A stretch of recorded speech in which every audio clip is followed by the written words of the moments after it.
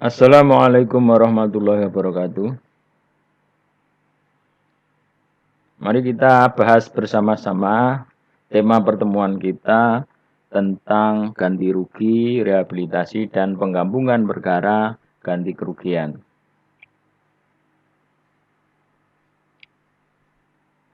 Seorang tersangka, terdakwa, terpidana, atau ahli warisnya itu dapat mengajukan ganti kerugian. Ya, karena ditangkap, karena ditahan, dituntut, dan diadili atau dikenakan tindakan lain tanpa alasan yang berdasarkan konun atau perundang-undangan lainnya.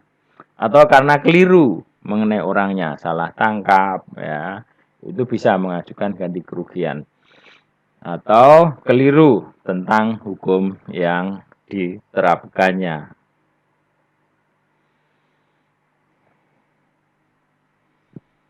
Mengenai ganti kerugian itu diajukan dengan permohonan pra-peradilan kepada Mahkamah Syariah yang berwenang mengadili perkara yang bersangkutan. Nah, untuk perkara-perkara pra-peradilan yang diajukan sedapat mungkin menunjuk hakim yang sama yang telah mengadili perkara jinayat yang bersangkutan. Ketika seseorang diajukan ke pengadilan dan tidak terbukti misalkan dan sudah dilakukan penahanan, itu bisa mengajukan ganti rugi dan sedapat mungkin hakim yang memeriksa pra-peradilan tadi yang memeriksa perkara pokoknya yang dia tidak terbukti misalkan di dalam persidangan. Mengenai putusan ganti kerugian itu berbentuk penetapan yang memuat dengan lengkap hal-hal yang dipertimbangkan sebagai alasan putusan. Artinya setiap putusan itu harus ada dasar hukumnya dan alasan-alasan yang lengkap untuk mengabulkan atau tidak mengabulkan gugatan pra-peradilannya. Seseorang berhak memperoleh rehabilitasi apabila mahkamah diputus bebas atau diputus lepas dari segala tuntutan hukum yang telah mempunyai kekuatan hukum tetap. Nah, ini ada putusan bebas dan putusan lepas dari segala tuntutan hukum. Itu boleh mengajukan rehabilitasi. Putusan bebas artinya perkara yang diajukan itu dinyatakan bebas karena tidak terbukti. Ya, sementara kalau putusan lepas dari segala tuntutan hukum, perbuatan yang didakwakan itu terbukti tetapi bukan merupakan tindak pidana, maka putusannya bukan putusan bebas tetapi putusan lepas dari segala tuntutan. Nah, untuk rehabilitasi itu diberikan dan dicantumkan sekaligus di dalam putusan mahkamah. Jadi di amar putusannya nanti ditetapkan bahwa terdakwa dibolehkan nama baiknya, harkat dan martabatnya. Nanti ada amar putusan yang menetapkan rehabilitasi dengan kalimat yang semacam itu. Permintaan rehabilitasi oleh tersangka atas penangkapan penahanan tanpa alasan, ya, maka diajukan ke Mahkamah Syariah Kabupaten atau Kota dan diputus oleh hakim pra-peradilan. Tadi kan alasan pra-peradilan atau ganti rugi itu kan karena salah tangkap, salah penahanan atau perbuatan lain yang tidak sah. Nah, itu diajukan di Mahkamah Syariah Kabupaten Kota dan diputus oleh hakim pra-peradilan. Kemudian pembiayaan ganti rugi dibebankan kepada pendapatan dan APBD ya, APBD Aceh dan anggaran pendapatan belanja kabupaten atau kota. Nah, ini nanti akan diatur tentang ke peraturan tersebut lebih lanjut dalam peraturan gubernur. Mengenai penggabungan perkara ganti rugi atau kompensasi, ya.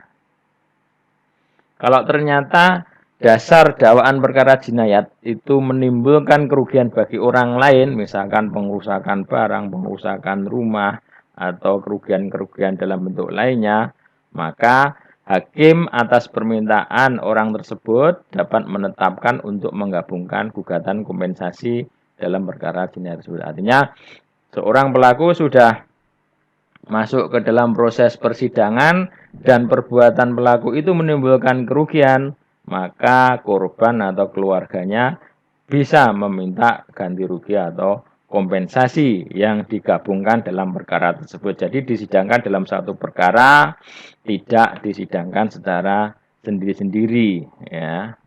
Itu untuk penggabungan ganti kerugian atau kompensasi. Nah, permintaan penggabungan ini hanya dapat diajukan paling lambat sebelum adanya tuntutan. Ya, jadi sebelum proses penuntutan harus sudah diajukan.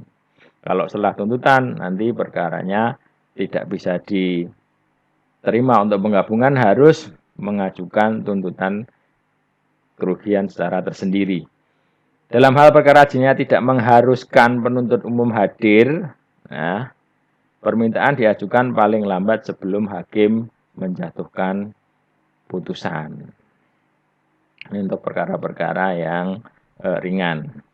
Jika pihak yang dirugikan meminta penggabungan perkara gugatannya, maka Mahkamah Syariah menimbang apakah berwenang untuk mengadili, ya, kemudian menimbang apakah benar dasar gugatannya, apakah kewajiban ganti rugi itu merupakan bisa dibebankan kepada pelaku jarimah dan itu ditimbulkan oleh si pelaku atau bukan orang lain yang mengakibatkan kerugian tersebut.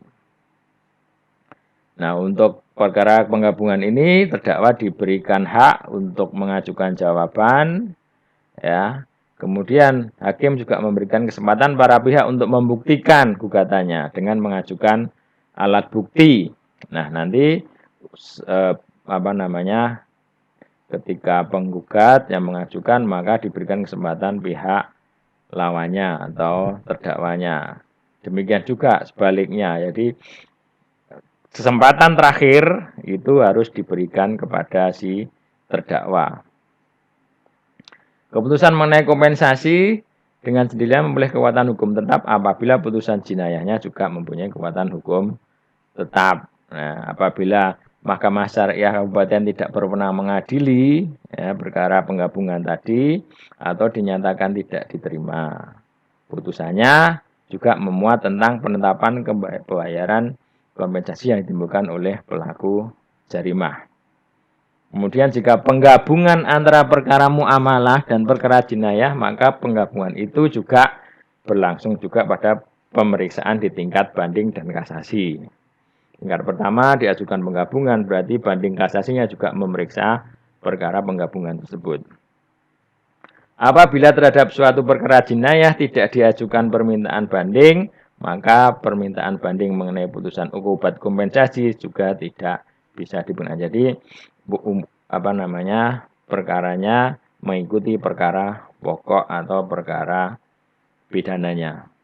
Demikian tentang ganti rugi, kemudian penggabungan perkara ganti rugi dan rehabilitasi. Terima kasih. Assalamualaikum warahmatullahi wabarakatuh.